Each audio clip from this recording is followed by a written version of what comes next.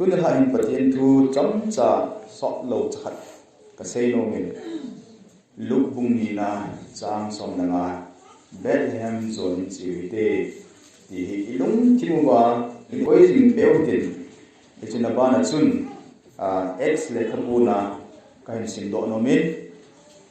Jesus Christa min hi min me me a hi lo dan a thu pi dan a lo pi dan pa hi tuân là hình nếu các cái xây độ nó mình ở bản tin lệ lúc lệ khắp tội sai lệ khắp bùa mình xin độ được hết so chả té lệ khắp bung li na trang so lệ trang ni kan xin tiếng hết sự lệ quay mà đắng à cụ hình na ông boy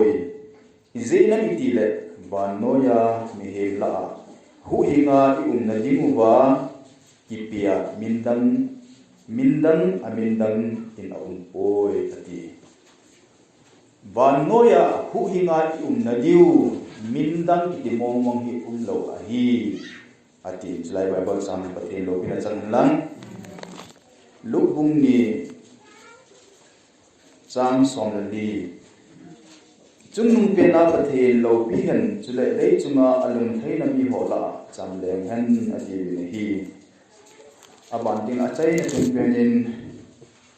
Isaiah lekabu page 946 na noy hi changbu na izena mitile ei ho ding naw sen khat apengin chapa khat ei peve alengko vai ko na apun chule amin zam mok them kidan ta thane ta pathen ton sot mi pa zamna leng chapa kiti achai na pen chamna leng chapa kiti to x le khabuna isim do to alung hena mi hola cham leng han ki ka chukan se hi 1935 kumachun mitam ta anapin nala hin Don Richardson ki khat hi Canada mi ahin anapin hi ala chi Canada mi pa hi ong sei len tan ong sei dum zui chun ama hin pathin thu lung lut na jong ahin nein hi chi chun Bible Institute ho hin pathin thu lang ki chu ding ti te ho hin ngai gel na lung gel in ahin nei ban tan hi ti chun pau dam ho hi zat dam pau ho ipti le ding ham ti hi chu ho ong chu mi pau ho he kha lo pau ho hi akom wa ti chi ding le hin amo pau chu imaya ko na chu ipti chu bola amo pau chu le do pi ding ham pathin thu ho chu mo po ipti bolo ding ham ti ho ta bong hi thanok nan le chi chun linguistic lama hin sin na an le aban ti le thi pathin thu ang sin na an le hi ala si 1935 kuma an ping Don Richardson hi athu sim hi hodai le khabu dang dang azong agisi thonan he jong la kin ale khabu jong kanin ale khabu min chile route a takarin azi from Jerusalem to Irian Zaya ki le khabu kan ichan be lai sa khan amin hi sin le khabu isim da nung lut ama umjing pathin na tong ho agan theina ho alham pia missionary biography ta bang hi an theina te ho tam ta ya ki sim do thein a ma Christian hin ko hin na sata hi 18 khu tu le na sata hi a son tu in a ha sa tun apang jin hi chilaya Don Richardson ka ti pa yong hi a hin ko sim te ho ama biography te ho sim te len na sata hin ka hin ko hi atong ka ji he sin ha si ya tun ha ama sim ne khat kan se go hi a hi le ama hi Canada mi hi ka tin hi ti chun pathin thua lunglut na le sin ki chu na te ho an nein pau dang ho le translate both in ding sin linguistics alama hin jin na anei tai ki kan se in ala hi tia ahung jingla chun zila chate ho ji te ho an nei tan ai le hin ama hi ki tam ta chun pathin ho pi na chan jong hin tin reasons beyond missionary union ki khan hi an ki put to khan amen 1962 ong fin kumahin ama hi pathin ho pi na yong chang jong me thei tin ala chia hin thil dang ho he na kon thu sim dang ho he na kon chun ji sawi tribe ti hi ain sim do khatan athu simu hi an za khatan hi le Sawi tribe ki ho hi hoi lai ga bam ham tile Dutch New Guinea ki ti mona hi umo hi amo hi alham pia ki het dana hin cannibals ki ti hi cannibals ki ti chu i ho pawa abe lam pena le ni nga chu mihingsa ne ho mihingsa mu chu i hon sai ne tong wa hi mihingsa hi ta ki da chom lo ta chu asadam bonga tu ne jing thei ni ho ngai hi ai le amo he backward ma zingo pathin thu zanai lo hit the bonga mihingsa nesing the ho mi ho hi thu sin he an jakan amo ho se sawi tribe ki ti ve he the thing le head hunting agal mi ho lu sam chu sa lo lai tan piang hi chu trophy sports ne ting le prize sa chum omjin cup ho sa chum omjin hi chu cup chu dok ji wa hit hooray ta sab ji ta bong bonga ho ke pa go na ma is a trophy ki dom ta bong bonga ho amo hin agal mi lu sam kha chu atana alo lai atan pi ala jin chu trophy dana cha nei wa amo ho society sunga chu prestige ki chu min than na ta he ane ji wa hi ite bong mi te ho hi a hi ji sawi tribe ki ho ai le ji sawi tribe ki ho chu alung chimachun cho lai ko mai chi ding cho lai ko mai pathin thu se phong pin na sa tai a hin ko hi a phut a hi tai a hi je chun ama thim thelovin azinu a hin azinu yong chu amin carol kitin acha 7 months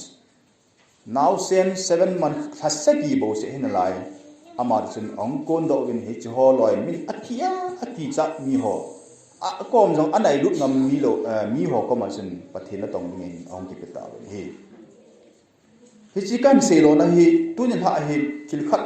ka sei do nom tin tanam ja he kan min pha hin a hi le hit bang mi ho hi am ho wor yu ti dam athil het dan pau athil mu dan pau athil la dan pau hi i ho to hin ki bang be sal za chung be in cho ong rum ta in ale chi ma sang cha ma chun hit bang mi ki do bam ti la mo hi e pi ha tricary ki so tong hin dan khat nei pathin thu yong ana sei ji le sun apathin thu la dan ho za chom be jing petila amo society sunga he het dinga pha chi yam tile hechite mi to hin ki sat to jingo agal mi eta aso ko khat chi ki sat to ji ya hin kho aman man jingo he amo la mo that jingo ki cham na thei mo lo amo ti ka he ai le hin amo hi itabang mi te hiwam tile mi zo le pha te he le ki ami zo le pha da no chu hongin ki ho to taw te ati ji wa ko hem khat chu ki ho to pi dinga ako wa ina amo ko sunga ong valu ting le ai ta z goal no ko ball wa jam ata the dinga ho ako ji wa ai la goal no ball pi wa ke pa ta in ko man pi wa le ne the za ka yo se the tu amwa na the tu don di hi yo se cho ta no ta man ji wa ai la phat phu ai khong la ta khet ho cho ai ma ji wa ye ball da om tele hi amon man cha nei ho thel pi jong hi mei thein tin ipp ting cham hi mei thein zo se chu takhat puna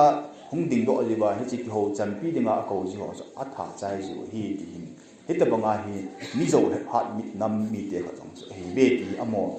hinda na ko na hi isimal isim do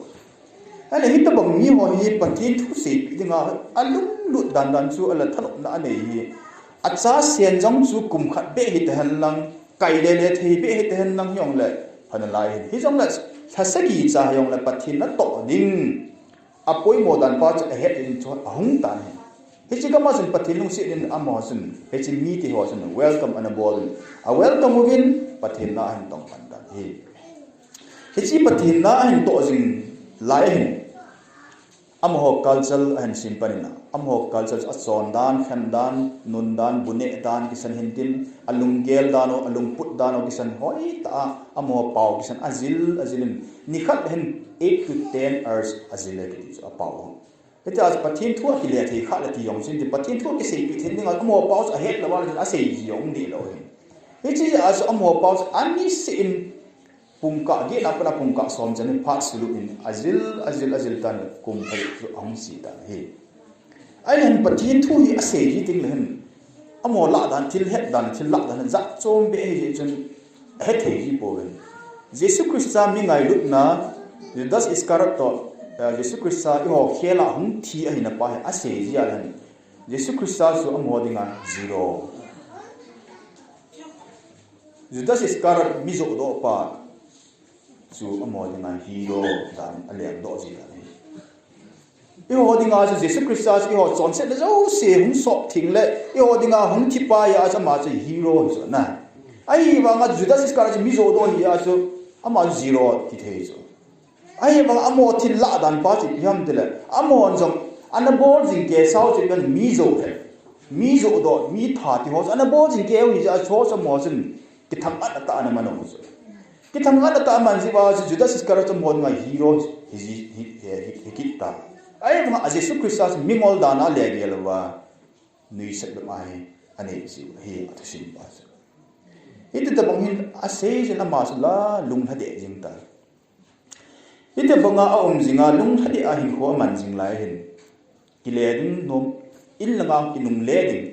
ti ho jin thanuk na ti ho ane ji tan a hin la kidang tan pathin na hin to ding ham ji chun it is am ho chung chang thu hi an khol na hin it is kile nom na lung tim ti ho a ne ta hin he chi ka la a chun ipitiam ti hen he chi sawi tribe a kho a kwa a ki do to ji ho chu ni kha hi kidang ta jin a hong kho mo ben ki ho cham ding kai ta ve ti chu decide about it ki ho cham to ding hin pathin mi ngai lut na pathin cha pa I ho dinga ahung ti ho a se ji le mo so nui se ma an nei ji ho chu e chen amol ti ka sin ki ho cham to ding hin lung gyal ngai ton a hin nei ta ve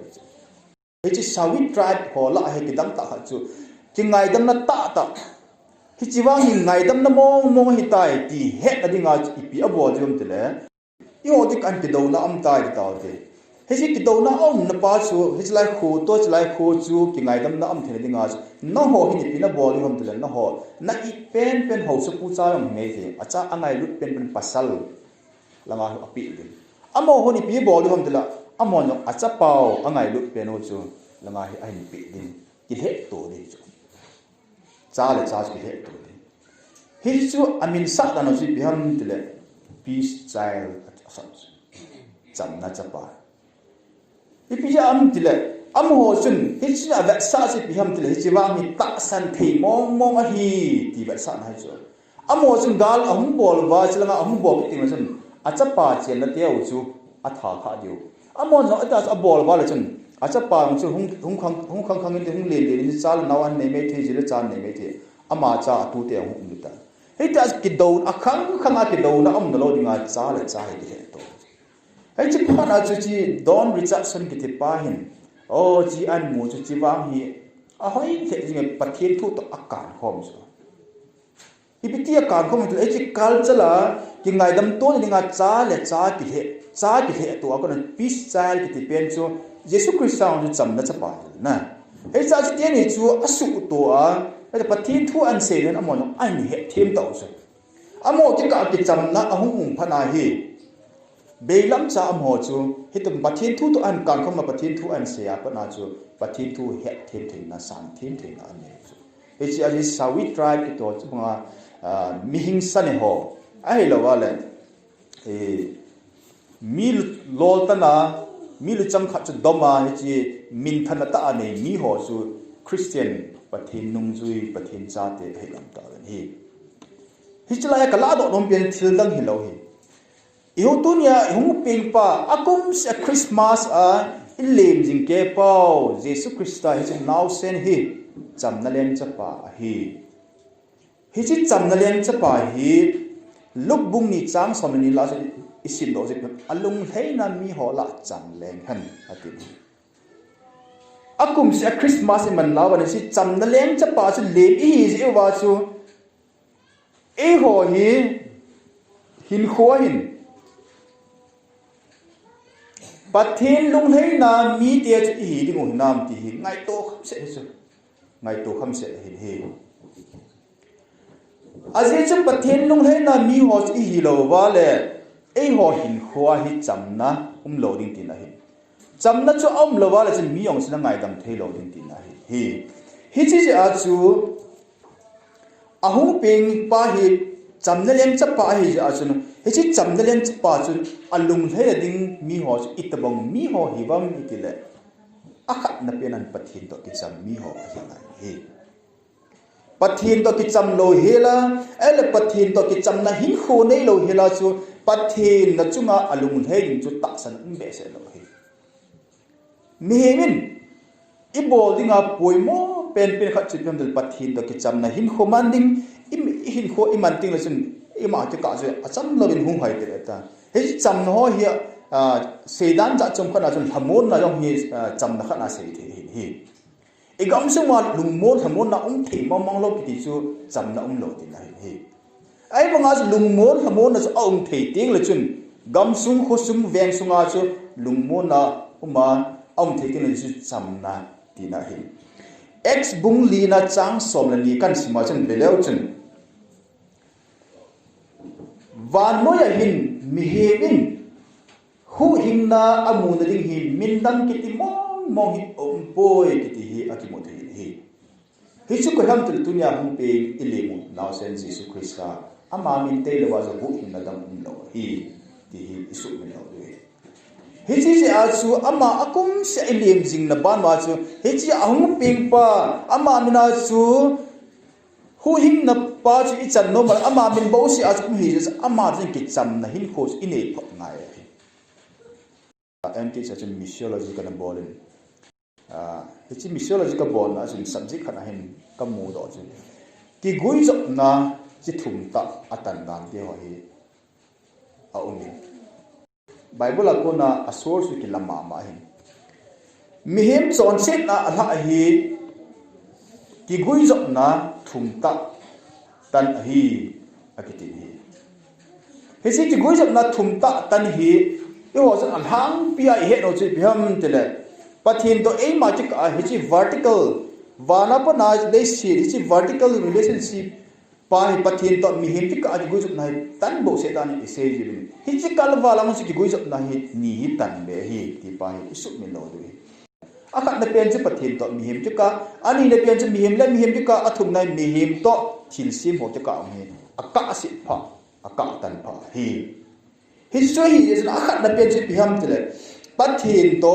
mi him chi ka chu anase hitan hi asi pen chu tunya hung pen Jesus Christ han hi so azok ma tu ama hi hi as la ti ho isim ben alaya Jesus ang ding kit ta hi alaya Jesus ang ding kit phana chu mi him hat to pathin chi ka ki guzop na ki ngai lut na anong thei de lo hi chi masanga ki ngai lut naw a khaw gui tan pa chu ama hin am tha zam ba ki hin pa hi imu thei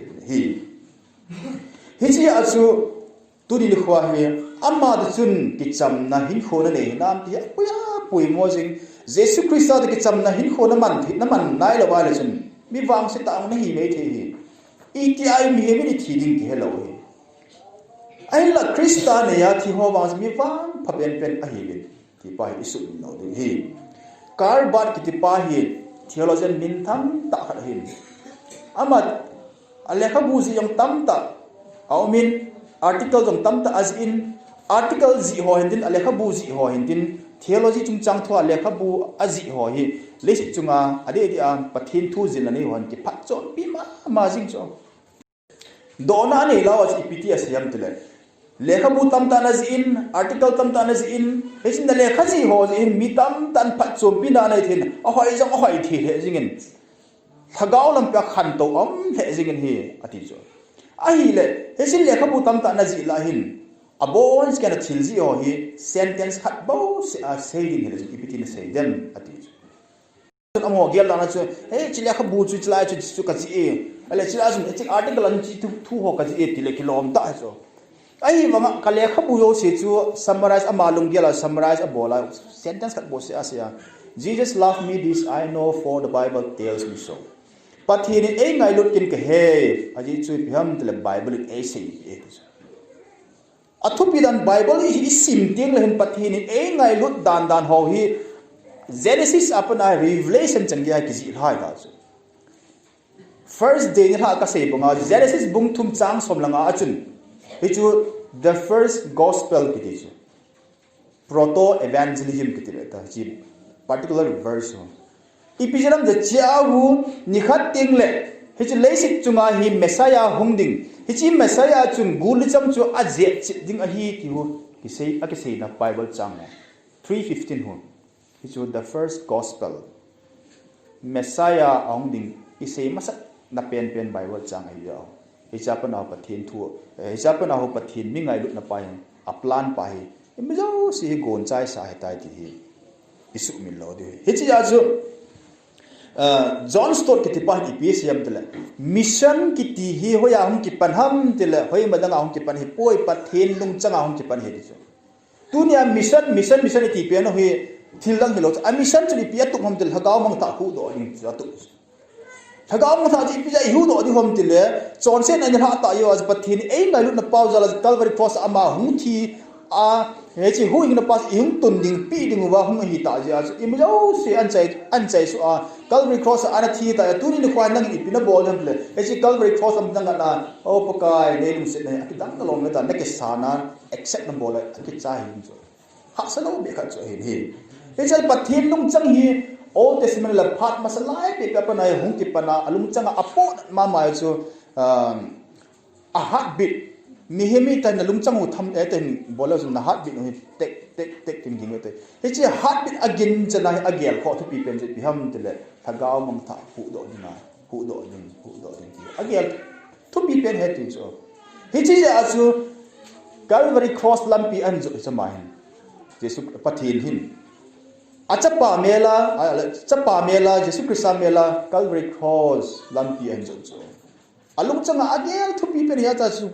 plan ki hoi mizo si hung ki go ngai ta ban man hung chala hung sa to pra tu nya hung pi na ilo mo hi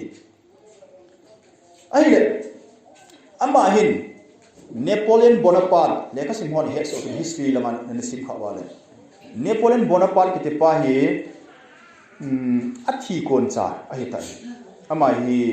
Saint Heleni iti ding ham ST ye wa nauten in ST ten to saint ti nai is mithi ti nai Saint Heleni Island iti munahin British government in Anaman bin hi Anaman bin thari nga koyo hitan mai cha ahen nawan Bible hi New Testament Bible asim le pathin ho pina an chang chumai bin chat phalo bia pathin ho pina an sang in tais thuan se do so hi chile sit an ke ka hin ti so ke Napoleon Bonaparte Caesar Rome leng an papa al adang dang chale macni ki ho amo thil dang ta hon leng thu pi da ta hon Alexander the Great ki ho ke ho hin leng dam hi ka tun no te ngol hin ati leng dam hi tun do ni nga lung dial ngai to na ka nei ti ngol chun ka se pe mi ho ka son chi ho thon ka kon khom ya mi thi sen ka so wa leng dam thu pi ta ka tun do ichi Napoleon Bonaparte thi san so a lengam thu pi ta ka tung do leng la khu ka ji khu win thu pi tan ko win a hin la ka leng hi nau hi ong ki chai ting le hin kanung zui ding hi khana khat jing chang om ji ta poi ati so a hin la hi chin nazar Jesu na ti pau thing thim bol pa chapa ati so thing thim bol pa chapa nazar Jesu na ti pau hin ama lengam tun do dan hi ka na hin ama hin ngai lu nan lengam atung do hi ama lengam tun do dan hi aiwa am holoi tun do thi san so lengam tun do hello ama hin ngai lu na in lengam atung do in hi ngai lu na lengam atun do hi ama athi zo nungin zong anung zui ding sim sel la ben a million na apung jing hi so athupi dan chuna ngai lut na lengam tung do pa tunia pem ilem pa ahung ping pa ngai lut na lengam tung do pa so hi so hi si a chu min chupunga na ngai lua nang ngai lut na zile I ho zo si ali na pa na aneu chen gi ho I ho zo si ngai lut na zala chu a hin na lo pin zo si an dalan now sen lim mi him mel pu now sen lim pu hung penga ita ju hin kho ahung man jing ta chen nangin ama chun ki cham na hin kho na nei tam ti hi avela kan do ki hin hi khoi ta chi ngai to pathin to ki cham nai lo hi le ki cham te ngai a hi ki pa isu bi lo hi ani na pathin lung he na hi a pathin lung he le mi ho hi the le nga chi pi ngai ki nam mi ti le hen a hi a ko ki chan ho ki chan mai hi a hi a ko ki chan thei mi angai je a hi a ko ki chan na hin kho manglo he la a so pi khat jam ai la wala ai sa ai hang patan a ki mu tong la ki mi jing kya ki ti chu hi thei lo he nei sa nen lang patan ki chan thei na nei lo he la pathin ka ngai ruin pathin ka kalung si ne na ti chu na zo sei hi chi a chu ai wa kan sei banga chu sawi tribe ho a be ne khat mi in kai ke in the am ho ti ka achun ti chamna aum thei mo to pon pathin thu don sa sana sei wangin a thim to pon a hin la am ho ti ka achun ki ngai dam na ki chamna ong pha na chu ong pha na chu ki tam tu khan ho yong chun langa ong cheng ho chu a cha teo anau teo tam ta a tha pi manau ta chu ai langa teo ong chun ai langa teo ong chu a cha anau tam ta chu a tha pi manau ta chu a hi wa nga am ho ti ka ki chamna am the bi nga chu ki ngai dam na poi mo ki ne chu he si ki ngai dam na hi pi ti ke siam ti le lekha bu kha na tin kan sim do an hoi ka se he jingin ngai dam example tu hin ko ha mat ka kin na tai ke chu mi mo ki chu ami mo ki hin chin